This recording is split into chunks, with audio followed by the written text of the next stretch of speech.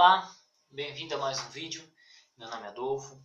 Na verdade, bem-vindo ao primeiro dia do curso de crítica textual, o qual você se inscreveu, o qual você pagou. Deixei alguns vídeos anteriormente, muitos vídeos, uns 20 vídeos ali de introdução. Aquilo é só introdução, para vocês terem noção do que vai ser tratado, ok?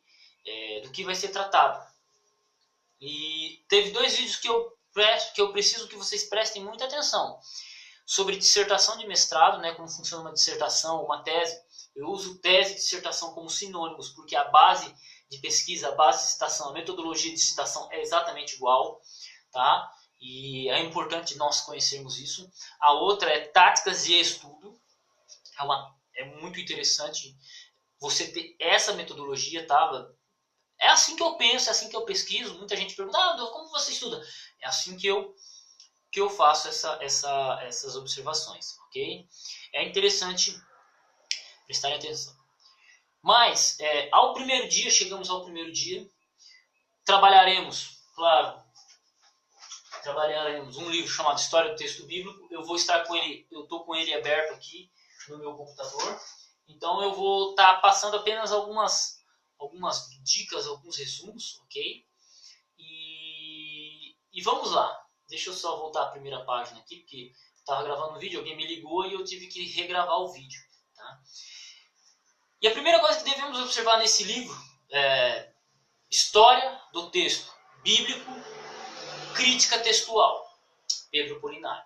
Bom, História do Texto Bíblico.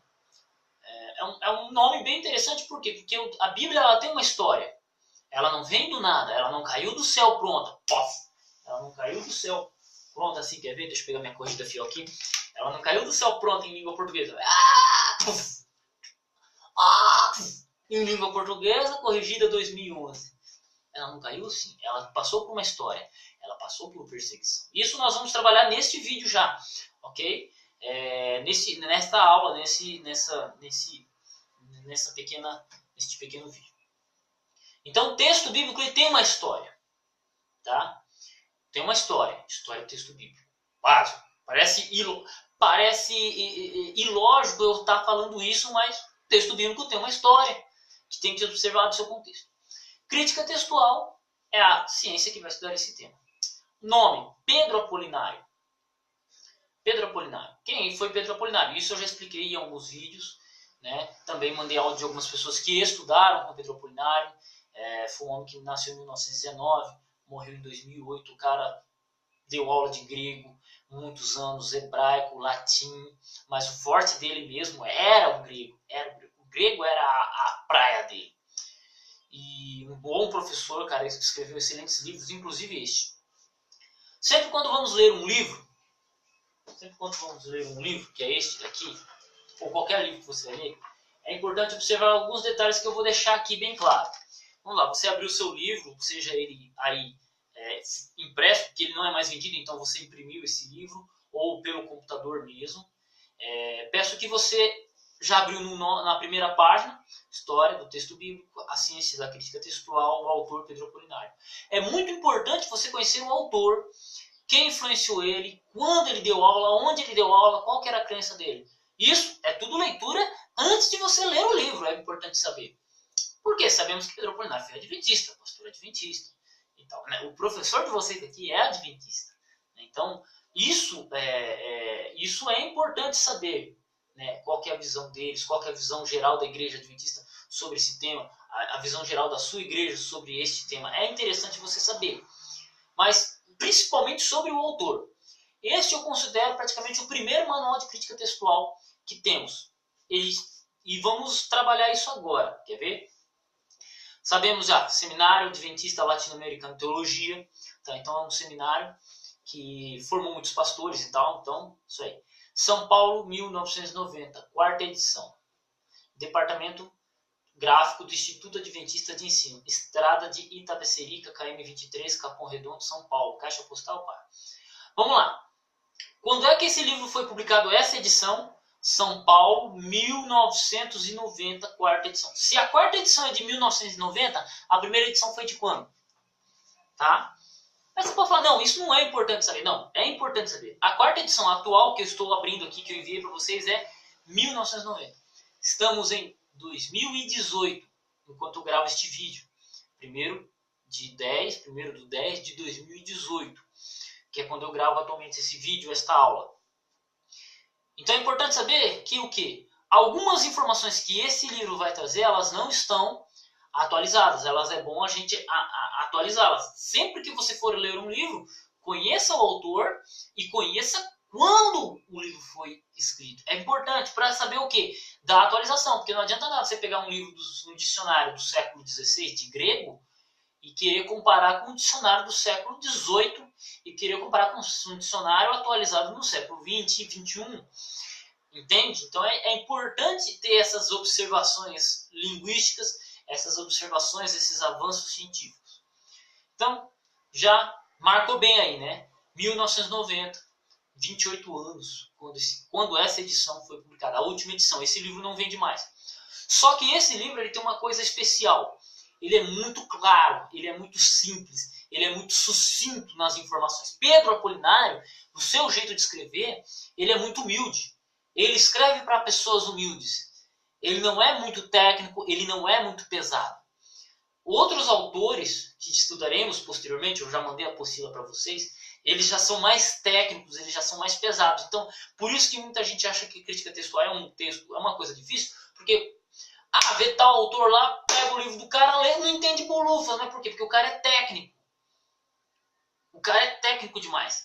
E Pedro Apolinário, ele não é técnico, ele apresenta de uma maneira profunda, mas de maneira objetiva e clara. Esta é a metodologia dele. E essa metodologia dele faz com que se torne ainda essencial o estudo desse livro para uma introdução à crítica textual. Claro que eu estarei corrigindo, observando, fazendo algumas observações. Ok? Mas vamos lá. Então, sabemos que o livro tem 28 anos de idade e que precisa ser atualizado. Algumas informações podem estar desatualizadas. Isso vocês vão perceber na leitura dos outros livros, na leitura e na pesquisa de outros artigos. Ok? Vamos lá. Capão Redondo. Aí temos aqui um comentário de um cara, né, chamado Modesto de Oliveira. Reveste essa obra de significativa importância e utilidade, visto que vem preencher uma grande lacuna, dada a escassez de material do seu gênero, escrito pelo belo idioma de Camões. Veja que quando esse cara fez esse comentário, nos dias de Pedro Apolinário, quando ele escreve esse livro, você não tinha nenhum manual de crítica textual. Eu considero esse como praticamente o primeiro manual a ser usado em classe de crítica textual.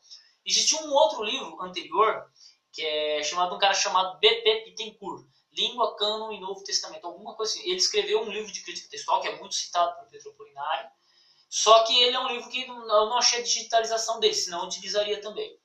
Nessa época, o segundo livro que trata de crítica textual com profundidade é esse do Pedro Apolinário. Todos os outros livros estão em inglês. Depois de 1990, você tem o Wilson Paroski, Crítica Textual, o livro, lançado pela editora Vida Nova, o qual eu mandei em PDF para vocês. E depois você tem o livro do Wilson Paroski, de 2011, publicado pela Sociedade Bíblica do Brasil, Origem e Transmissão do Novo Testamento. Que é esse aqui, que eu falei para vocês comprarem. E também um outro livro que é publicado, o texto do Novo Testamento, Kurt Aland, também em 2012, 2013, alguma coisa. 2014, Paulo Anglada, Manuscritologia do Novo Testamento. E anterior a isso, em 2004, 2005, você tem Qual o Texto Original do Novo Testamento, de Wilbur Pickering. Atualmente, você vai ter mais um ou dois livros de crítica textual que eu não tenho ainda, mas eu vou adquiri-los, que tratam da crítica textual. Mas, essencialmente, os livros mais brutos que eu conheço são esses, em língua portuguesa. Eu tenho mais uns 10 livros de crítica textual, mas eles já estão em inglês. Então, o que você tem de língua portuguesa é isso que eu te enviei praticamente, atualmente, em 1º de 10 de 2018. Talvez esse vídeo vai ser usado futuramente, então, mas se precisar de atualização, estarei atualizando. Então, por quê? Na época em que ele foi escrito, não se tinha material nenhum sobre crítica textual. Então, esse livro, História do Texto Bíblico, ele foi utilizado muitos anos. Veja, 4ª edição, 1990, e continuou sendo usado um bom tempo, ok? Mas vamos lá para... Isso é só a capa. Estou comentando só a capa do livro para vocês entenderem o que vocês vão estudar. Vamos para a segunda Vamos para a segunda parte. Aí já temos o sumário, né? O prefácio, página 10 e tal. E aqui ele vai falando o quê? Prefácio, introdução, dos tempos remotos, um documento a Bíblia, reflexões sobre a Bíblia, livro por excelência, nomenclatura da crítica textual. Essa primeira aula, eu trabalharei da página 8 à página 23. Né? A página 23. Ok? Aí o capítulo 4, nomenclatura da crítica textual. Capítulo 5, revelação e inspiração. Capítulo 6, a Bíblia é a palavra de Deus. Aí no capítulo 6 vamos dar uma olhada no aramaico, no hebraico, no grego bíblico, características da linguagem do Novo Testamento. Toda essa discussão, ok?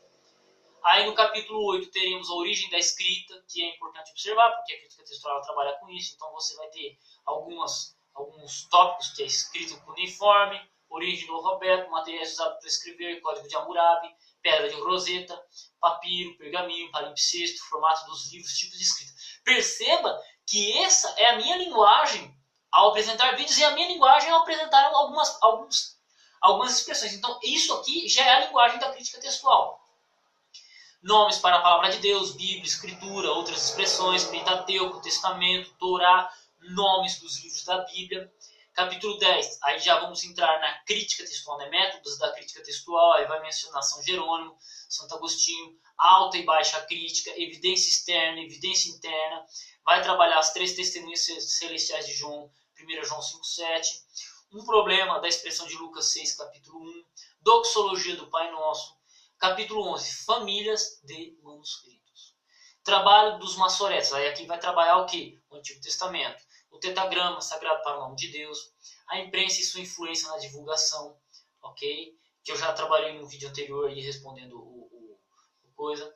Aí vamos ter aqui texto receptus, seus defensores e opositores, edições posteriores ao texto receptus, edições críticas, declínio do texto receptus, Constantino von Tischendorf, Samuel Tragos, Westcott and Hort, a defesa do texto receptus, edições gregas após Westcott and Hort, formação do cânon do Novo Testamento, isso seja o capítulo 5.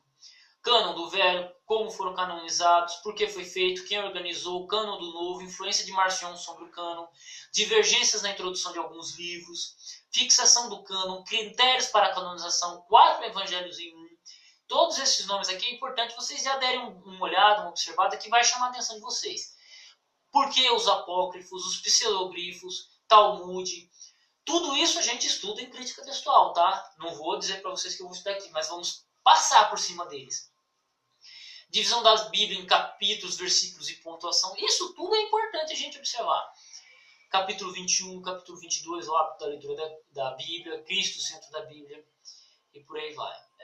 Veja que veja que Pedro Apolinário, cara, ele vai trabalhar muito simples cada ponto.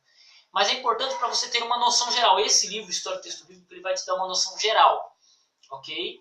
E por aí vai. Capítulo 28 vai falar das versões da Bíblia, necessidade das traduções, versões antigas, versões semíticas, Targums, Pentateuco Samaritano, Pentateuco, por aí vai, Septuaginta, até as versões modernas da época em que esse livro foi publicado.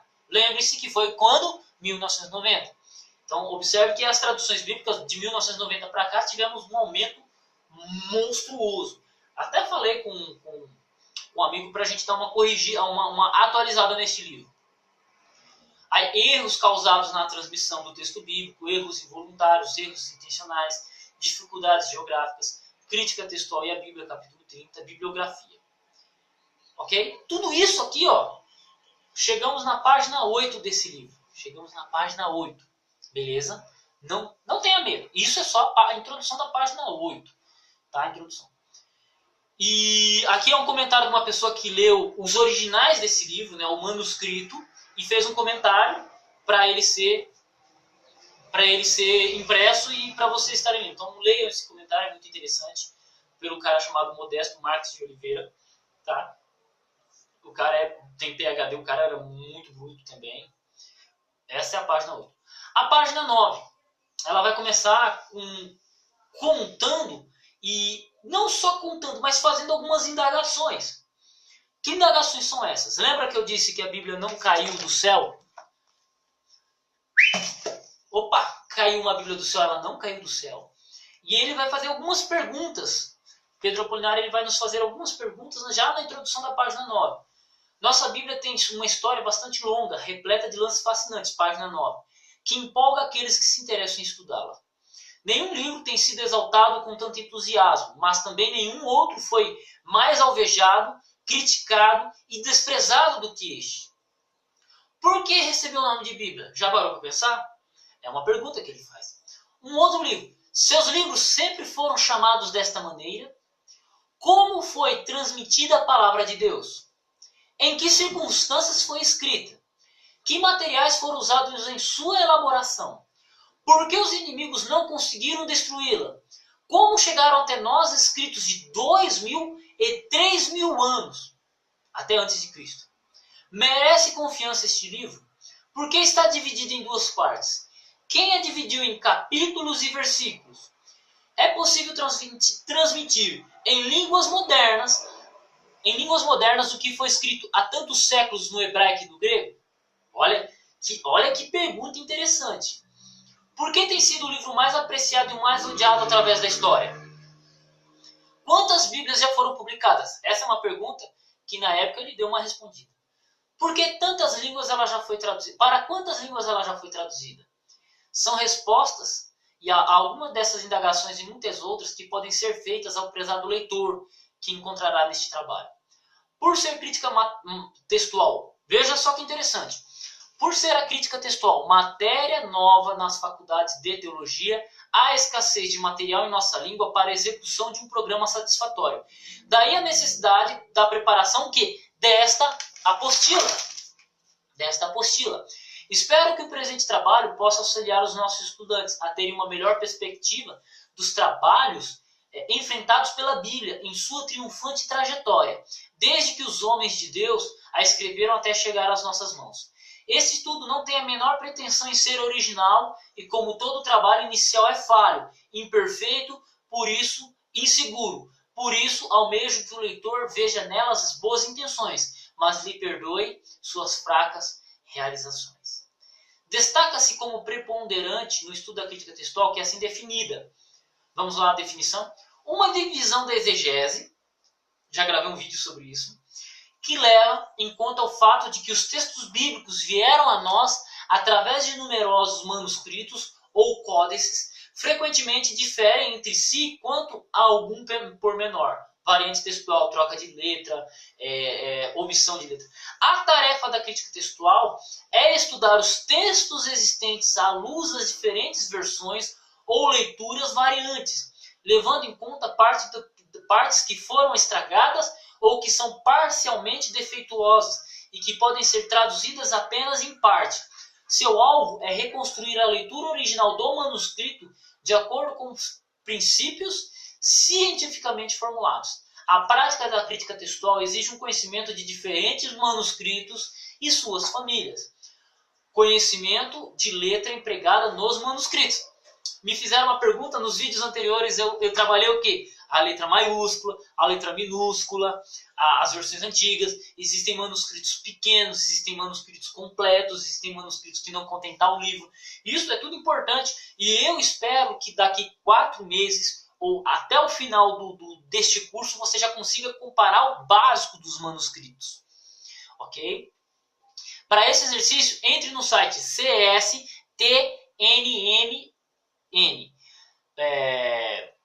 Do Daniel B. Wallace, ou digita no Google Daniel B. Wallace CSTMN. Você vai entrar nesse site direto. Eu vou deixar o link na descrição para ficar mais fácil, ok?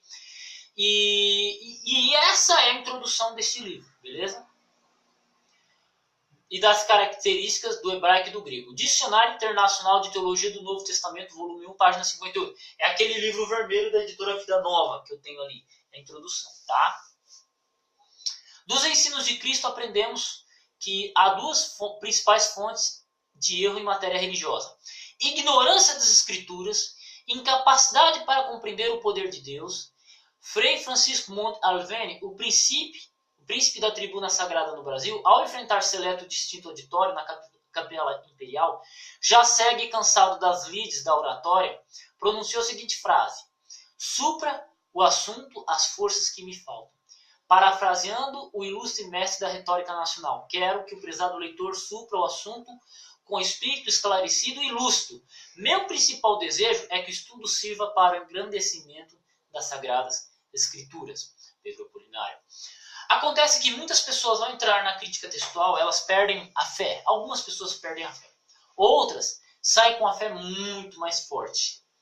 Por exemplo, quando alguém me questiona sobre a Bíblia, e eu vou entrando na história da crítica textual e começo a apresentar para ela, não vou dizer que a pessoa fica sem argumento, mas eu digo que não é qualquer um que vai questionar, não é qualquer um que... Por quê? Porque o cara tem...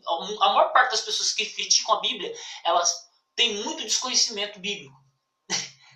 Ah, mas o tal cara é teólogo, mas no fundo ela tem um desconhecimento bíblico da sua transmissão. Você tem alguns que não creem. Fábio Sabino, gente boa, um cara gente boa, né? Já troquei ideia com ele algumas vezes, né? Já até falei com ele, ele falou, não, Adolfo, quando você quiser fazer uma live a gente faz, e eu espero daqui uns 4 anos poder fazer isso, uns 3 ou 4 anos. Também temos Bart Ehrman, que é outra autoridade, mas são pessoas que academicamente questionam e têm suas bases, mas eu estou falando daqueles ateuzinhos, fundo de quintal mesmo, que sai questionando, então eles não têm muito conhecimento sobre o que é a Bíblia, e os próprios cristãos em si também não têm conhecimento do que é a Bíblia. Mas vamos lá. Dos tempos mais remotos, um documento, a Bíblia. Por que remotos? O que esse... Isso já é a página 10. O que esse nome faz para você? O que ele te traz? Tempo remoto é o quê? Um tempo muito antigo, um tempo muito distante. Um documento. O que é um documento? Documento é aquilo que documenta alguma coisa, aquilo que traz alguma informação. A Bíblia.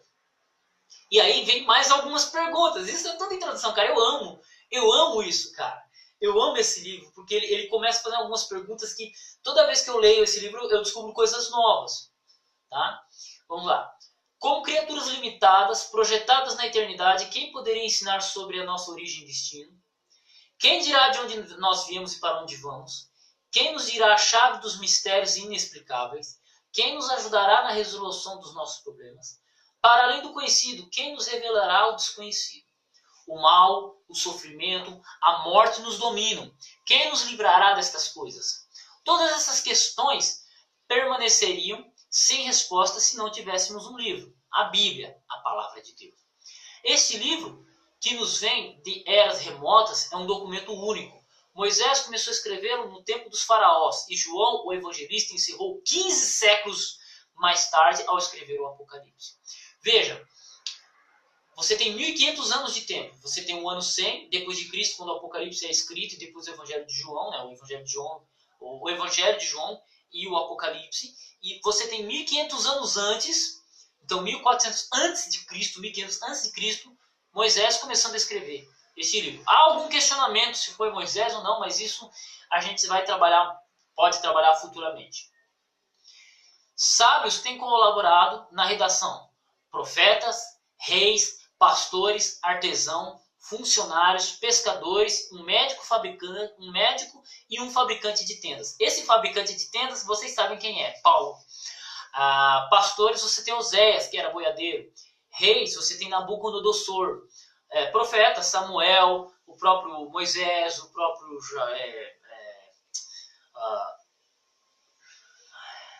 Samuel, né, e dentre outros, né? Artesãos, eu não me lembro de nenhum artesão, mas você deve ter algum artesão. Funcionários, Daniel era um funcionário, profeta também. Pescadores, Pedro, João, um médico, Lucas, e por aí vai. Vamos lá, será um livro heteróclito, que não segue uma ordem de pensamentos e de assuntos? Curiosamente, veja só, essa é uma pergunta bem interessante, e ele vai responder aqui. Você vai ter um contexto, veja, um monte de gente pensando diferente, em períodos diferentes, escrevem unificados de pensamento. Será um livro heteróclito, que não segue uma ordem de pensamento? Será que o pensamento é desconexo aos assuntos? Não. A Bíblia é composta de 66 livros, é por excelência o livro da coordenação e da harmonia. Um pensamento central envolve e permeia suas páginas. Por seu intermédio, Deus se revela ao homem, almejando que este se volte para ele. Onde a ciência interroga, onde a filosofia refuta, A Bíblia afirma. Curiosamente, é legal. Por meio dela, Deus fala aos homens numa linguagem humana e clara, compreensível e sem equívoco. A Bíblia nos diz quem é Deus, quais são seus atributos, o que ele fez, o que ele tem a intenção de fazer. Toda a história passada, presente e futura do homem ali é traçada. Aqui, por meio dela, Deus fala aos homens numa linguagem humana. Devemos observar o seguinte, que Deus ele não chegou e ditou. Algumas passagens da Bíblia foi ditada mesmo. Deus ditou e o homem escreveu exatamente como Deus queria. Mas a maior parte, Deus ele inspirou os homens e eles escreveram. Então imagina, se Adolfo Euclair fosse escrever a Bíblia hoje, seria um pouco diferente de como Paulo descreveu a Bíblia. De como ele escreveu suas epístolas. Né? Talvez tivesse um pô humano ali, nego bruto, virado no giraia, na maneira que eu escrevesse. Sério, por quê? Porque Deus ele inspira os homens e os homens eles transmitem a Bíblia, os escritos deles, com suas falhas, seu contexto histórico, a sua limitação. Jonas é um deles. Jonas foi chamado para pregar o evangelho na cidade de Nínive. E depois que ele pregou 3 dias e 3 noites, o que ele fez? Sentou na frente de Nínive e esperou Deus destruir. E ficou triste porque Deus não destruiu. Veja a limitação do homem, deste homem, para entender a graça divina, para entender o arrependimento, para entender o Deus de amor. Então o profeta, ele tem sua limitação. Os homens, eles têm sua limitação. Então essa limitação ela é passada através. Deus, ele inspira e a mensagem de Deus ela é passada através desses homens imperfeitos, desses homens falhos. E eu digo isso até através de você e através de mim. Tá? E é interessante. Toda a história passada, presente e futura do homem ali é traçada. Interessante porque a Bíblia vai tratar de profecias, coisas que eu não vou tratar aqui, e ela trata da história do passado. Ela relatava categoricamente, Babilônia existe. Só foram descobrir Babilônia em 1800 e bolinha. Antes eles achavam que nem existia essa cidade, que era mentirosa. Não é que era mentirosa, mas você não tinha a questão arqueológica para defender. E quando eles descobriram que Babilônia existia, confirmou que a Bíblia é um livro histórico. Não só isso, mas outros detalhes também. Tá? Então vamos lá para a página. Vamos para a próxima página, página 12, né? A Bíblia. E aí vai trabalhar aqui, ele vai trabalhar a questão da Bíblia ser escrita no Oriente, com pensamento oriental, tudo bem? E por aí vai. Então eu vou pedir que vocês leiam, tá? Página 11, página 12. Vamos ter algumas reflexões sobre a página 13, né? Sobre a Bíblia. E vamos ter aqui mais algumas figuras, né? A poetisa Gabriela Mistral, o imperador de Abíssima, Napoleão Bonaparte. Essa eu tenho que ler para vocês, cara. Napoleão Bonaparte. O notável gênio militar da França reconheceu o valor da palavra de Deus com o seguinte pensamento: a alma jamais pode vaguear sem rumo se tomar a Bíblia para lhe guiar os passos. Então aqui apenas alguns comentários, né? 3 ex-presidentes dos Estados Unidos, George Washington, né? É impossível governar perfeitamente o mundo sem Deus e sem a Bíblia. George Washington, né? Lincoln, e aí vamos ter algumas frases. O honrado imperador Dom Pedro II declarou sobre o livro: eu amo a Bíblia, eu leio-a todos os dias. Quanto mais a leio, tanto mais a amo. Há alguns que não gostam da Bíblia e não os entendo, não os compreendo, então, tais pessoas. Mas eu a amo, amo a sua simplicidade e amo as suas repetições e reiterações da verdade. Como disse, eu leio cotidianamente e gosto de cada dia. Não é à toa que Dom Pedro II foi um dos homens mais eruditos, um dos imperadores mais eruditos do Brasil. É uma pena que a nossa história não relata isso. Eu só fui aprender isso lendo este livro. Filósofo Immanuel Kant, né? Coelho Neto, né? Daniel Webster, Patrick Henry, todos os comentários, John Keith Adams, Dorothy Briley, Robert E. Lee, todos eles. Isaac Newton, cara, físico.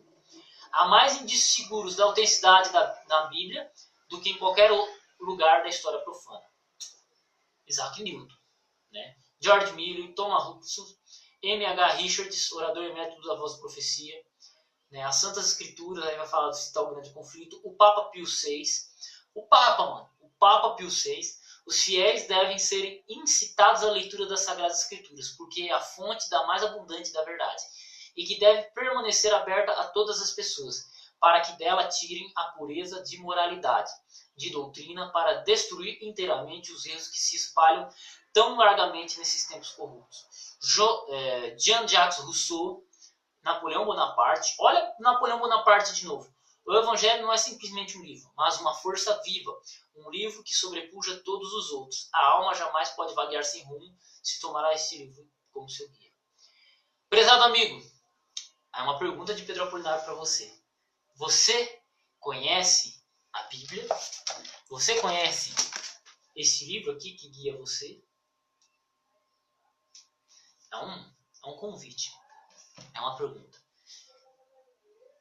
Lê diariamente alguma porção deste maravilhoso livro. Creia que através dele chegamos a Cristo e por aí vai. Amemos a Bíblia fazendo estudo. E aí vai ter o Salmo, vai ter algumas citações. E ele vai dar algumas informações. A Bíblia foi escrita por 40 homens diferentes, dentro de 1.600 anos, 1.500, 2.600 vezes a expressão assim diz o Senhor. E vai citar alguns versos bíblicos, tá? E por aí vai, tá? Vamos aqui. A Bíblia é o livro por excelência, página 16. A gente vai trazer mais um pequeno texto que eu gostaria de estar trabalhando com vocês depois. E para na página 16. Isso mesmo, página 16. Página 17 já começa-se a próxima aula. O que eu quero que vocês façam? Eu quero que vocês, depois de acompanhar essa aula, leiam da página 8 à página 16, né, que é a página atual, da página 8 à página 16. Anotem os versos bíblicos. Anotem aquilo que chamou a atenção de vocês. Por que anotem os versos bíblicos? Eu quero que vocês façam um resumo daquilo que vocês entenderam dessas primeiras 8 páginas. Eu quero que vocês mostrem o que vocês entenderam dessas poucas páginas que vocês leram. Façam um resumo. Um mapa mental, mas coloquem no papel, escrevam no papel ou digitem, mandem para mim. Também vou pedir um áudio. Façam um áudio daquilo que vocês mais gostaram. Veja, vocês vão escrever o que mais chamou atenção. E eu vou pedir para vocês gravarem um áudio e mandarem para mim daquilo que vocês mais gostaram e daquilo que vocês não sabiam sobre esse livro. Se quiserem escrever também, fica livre. Eu aguardo este retorno, tá? Fiquem com Deus. Deus abençoe seus estudos. E olha, essas são as primeiras 8 páginas. Temos 191 páginas desse livro para estudar, ok? Também, esta primeira semana eu pedi para vocês fazerem o quê? O alfabeto em grego. Tá? Então me mandem o alfabeto em grego, mande fotos copiado à mão, tá? Mande as fotos do alfabeto grego. Se possível, das vogais e façam babebi bobu. Isso eu já mandei os vídeos, tá? Então esse é o primeiro dia. A partir de hoje, até quinta-feira, sexta-feira, até domingo, me entreguem o alfabeto, porque eu vou estar passando grego também. Não vou estar pegando pesado, mas eu vou estar passando aula de grego para você também. Para vocês também. Ou para você que acompanha esse vídeo. Esta aula. Fique com Deus. Deus abençoe seus estudos e tamo junto no campo de batalha. Até o próximo vídeo.